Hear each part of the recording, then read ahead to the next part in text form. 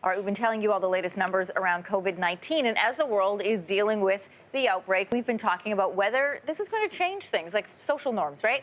The health minister in Australia, where they have implemented a pandemic plan, is asking people to avoid shaking hands, instead to pat each other on the back, which makes us think of the double and triple cheek kisses, which we do here in Canada. What about those? Or what about when you're going to work and you're sick? A lot of people would power through it, take a Benylin day or whatever, but they don't do that anymore.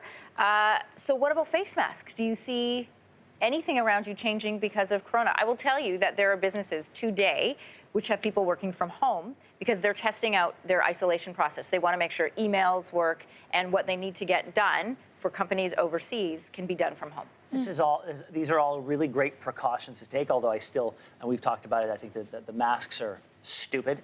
And they're not helpful. And they give peace of mind to the wearer. They don't actually... They're also taking masks away from people who actually need them. So I think that's a terrible thing. But no, I think inevitably, we're just going to go back to what we've done before. I think these are all extraordinary circumstances and people are taking certain steps that are extraordinary. Then we're going to go back to the ordinary. The patting on the back. For me, the biggest conversation that I've had with family is stocking up on stuff. And there are reports of grocery store shelves not having enough stuff for people and getting those kits ready, which we were talking about last week on this show.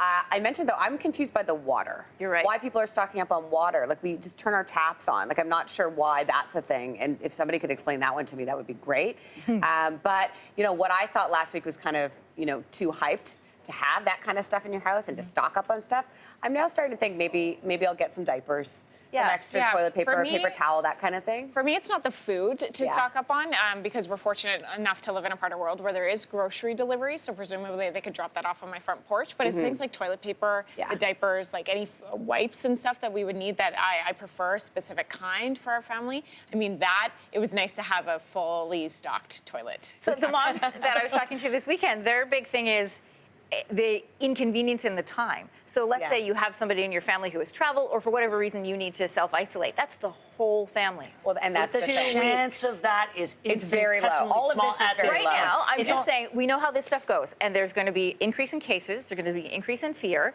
There are going to be times if a pandemic plan gets implemented in Canada, you could potentially see school shut down for a couple of weeks. Yeah. So it's okay to be planning that in your head, and in my head I'm like, do I have enough board games? Yeah. Do I have enough toilet paper? In fairness to my life, I probably won't get around to doing any of that I won't do any of that stuff. I'm not changing one single thing about my life until there is a reason to panic. Sure. I don't panic. I get on planes after plane crashes. I get on trains after train derailments. I will not change my life until there's a reason to do so. Fair enough. Yep.